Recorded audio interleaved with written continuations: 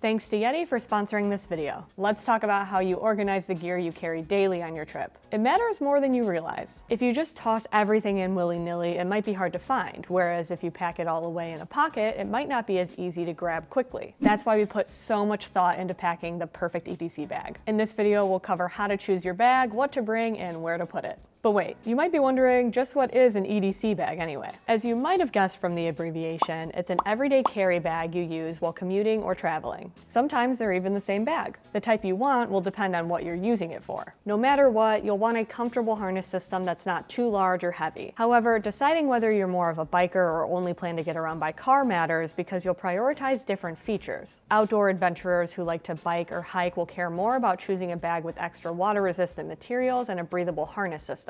That might matter less to you if you'll be in and out of buildings all day while you're exploring a city. Size matters too, especially if you plan on using it as a personal item bag or bringing it on the bus or subway every day. You need something that can accommodate all your gear yet won't exceed the sizer or make you feel like a turtle carrying its shell. I personally look for smaller bags since I only really bring my laptop, a charger, and maybe an extra layer and a water bottle, but some people who carry a lunch or bring some more items will probably need something a bit bigger. If you go larger, bags with compression straps come in handy because they can shrink or grow the size of the bag depending on your needs and what you're carrying. But why do you need a second bag if you already packed everything in your travel backpack or rolling luggage? That's simple. It's because you don't want to drag a suitcase or a huge backpack around each day of your trip just to carry a few essentials. We like having a smaller bag for an extra layer, snacks, water, and everything else we need throughout the day, like our phone, wallet, and keys, along with a battery bank to top up after hours of heavy phone use. If you plan to work remotely on your trip, you'll also need something that can hold your laptop and maybe a travel mouse and Bluetooth keyboard to get away from the hotel room and work at a local cafe or park. On the other hand, if you're planning to be poolside or heading to the beach, you'll want something large enough to hold your towel, sunscreen, and, again, snacks. Water resistance will be a priority for that trip, especially on the bottom of your bag because you don't want your gear inside to get wet if you accidentally set it down in a puddle. If you're taking a plane to reach your destination, look for a bag that gives you quick access to your laptop and other essentials so you can grab your book, mobile game system, phone, or hoodie without unpacking your entire bag on the flight. Luckily, it's pretty easy to figure out the right bag to take. Start by laying out everything you'll need throughout the day on a flat surface. If you don't know what to bring, we suggest starting with things that you know you'll need, like your phone, wallet, and keys. Then make sure you have space for tickets and travel documents if they're not all electronic and stored on your phone. Even if they are, if you're going on a big trip, it's a good idea to have a printout version of those just in case your phone dies or you don't have reception. Then you'll want a place for a tech pouch or the rest of your accessories, like a battery bank, earbuds for in-flight entertainment, a dongle to help them connect to a wired port, and any other gear you need. If you're working remotely, you'll need a spot for a laptop or tablet, and you might want space for books if you don't use an e-reader. Plus, you should probably make space for gear that might come in handy if the weather turns, like a packable jacket and maybe a hat and gloves. Of course, if you don't plan on buying a new bag and just want to use something you already have, pull it out first. You'll have to cut down on what you bring if you only want to carry a sling or are headed to an amusement park where you can only have a small bag on most rides. However, when commuting to work or planning to be away from our home base exploring a city all day, we like to opt for something like the new Yeti Ranchero backpack. The 27-liter version has a separate laptop compartment, which is useful when traveling with a computer because it makes it easier to pull out on the plane or in the cafe without dislodging the rest of your gear.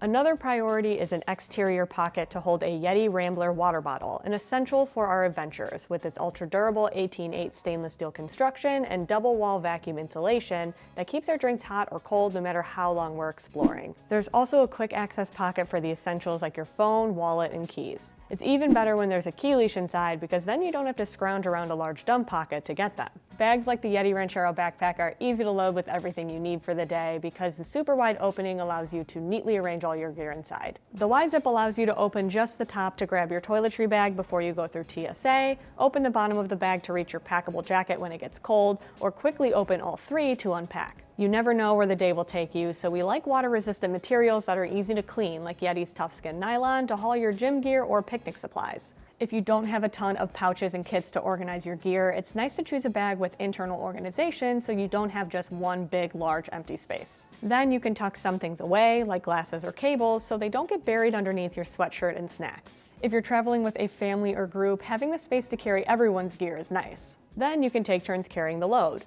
Plus, day packs are easier to wear for more active adventures like cycling than crossbody bags that might shift as you bend and turn. However, a well-padded harness system matters more when you're packing a lot or are carrying a larger bag, so be sure to choose one like this with a breathable cushioned back panel, flexible shoulder straps, and perhaps a sternum strap and load lifters to help with support. If you want to keep the carry simple, you should consider sizing down your bag altogether. Just keep in mind that you may not have some organizational features like a separate laptop compartment. Of course, depending on your trip, you might want a different bag style entirely. A travel tote is useful for vacations at a warm weather resort or when you're planning to spend a lot of time at the beach or pool. They're easier to fill with bulky gear like beach towels, sunscreen, and snacks to have them within easy reach of your lounge chair. You will want to prioritize water resistance though in case of accidental splashes or waves. You might also prefer a sling if you don't need to bring much at all. With something so small, you can carry your phone, wallet, keys, and maybe a snack while keeping your hands free throughout the day. If you're going to be more active, you might want to consider one that transitions to a waist pack mode or find one with a stabilizer strap that will help keep it in place while you're moving around. Like size, materials matter. You'll want something lightweight because you'll be carrying the bag all day. However, you'll also need to consider the material's performance. Water resistance is key since you never know when you might get caught in the rain. While materials like canvas can be waxed for some repellency, they get heavy if truly soaked, so we look for fabrics like polyester, nylon, or X-Pack with durable water repellents or a tarpaulin coating. The harness system matters too.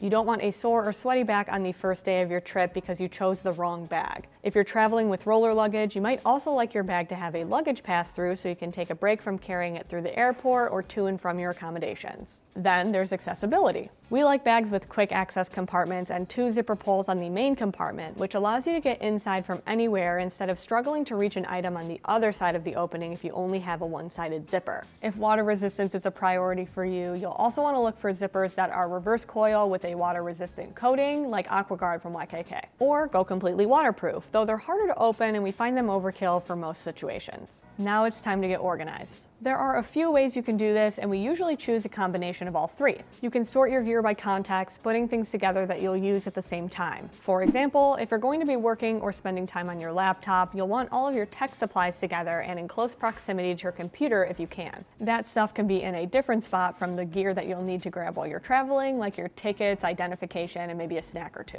Or you can organize by type, putting a packable jacket near your gloves and hat, all of your cords in one spot, keeping your different styles of headphones together, and the like. More likely, you'll want to segment things by category, which is a happy medium between the 2. Keep any clothing, whether it's an emergency outfit, an extra layer, or gym clothing together, and then put all of your tech in one pouch and any daily toiletries you need in another. That brings us to how physically you will bring your gear together. Just because you pack them next to each other doesn't mean that they will still be there if you get jostled on the subway, and you want it to be easy to pull out your headphones if you sign up for an audio tour at the museum. That's why we love pouches and packing cubes. Putting similar items in one pouch is the best way to avoid rifling around to find what you need. You don't want to be the person holding up the line when you can't find your wallet to pay for your admission ticket or don't have your passport handy when the security officer wants to see it. Instead, put any clothing together in one cube, use a 3-1-1 bag for your liquid toiletries if you're flying, and a tech pouch for all the accessories you need along the way, like earbuds, battery banks, and dongles. If your bag has tons of organization, you may not need to use any pouches. Certain bags have admin panels or pockets that contain smaller pockets and pouches where you can slip all of your tech. That's certainly convenient if it's a bag you plan to carry every day, but less so if you're going to be switching up what you carry throughout the trip. If you bop between bags, moving pouches is a lot easier than unpacking and repacking pockets. Now it's time to pack it all up. You'll want to think about what you'll need when first. You want your bag to be organized in the order that you need things because you won't always have a ton of space to move around or a way to open your bag completely so you can get to something at the bottom. If you're bringing a packable rain jacket on the off chance the skies open up, for example, you can probably bury it. However, if it's about to rain when you leave for the day, make sure it's towards the top or easy to grab in a pinch. On the other hand, your phone, wallet, battery bank, and cord to recharge your devices should be within easy reach since you'll probably need those more throughout the day. Keep anything you'll want to use on your flight or while traveling easy to access so you don't elbow your seatmate trying to dig into your bag. That goes for food and water too, especially if you don't expect to get any snacks on your no-frills airline. If there's a front stash pocket or other place you can easily slip gear, try to leave it at least partially empty so you have a spot to stash items you pick up along the way, from maps and transportation passes to tickets or mints. I personally like bags that have big top pockets like the Yeti bag since I often use them as personal items on an airplane, and that way I have it right in front of me and I can just reach down, unzip it, and get to what I need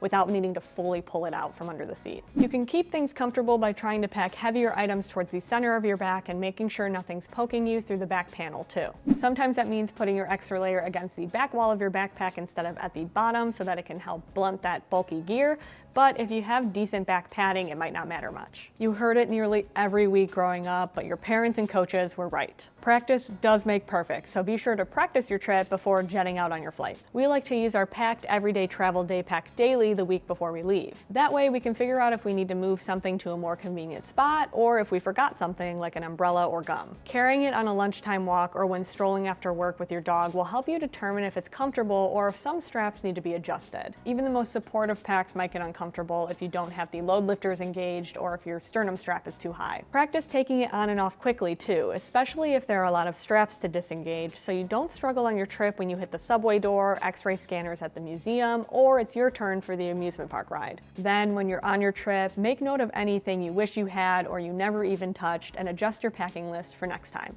We all need a good excuse to travel more, right? Hopefully these tips will help you dial in your everyday carry before your next trip. Thanks for keeping it here at Pack Hacker, your guide to smarter travel, and we'll see you in the next one.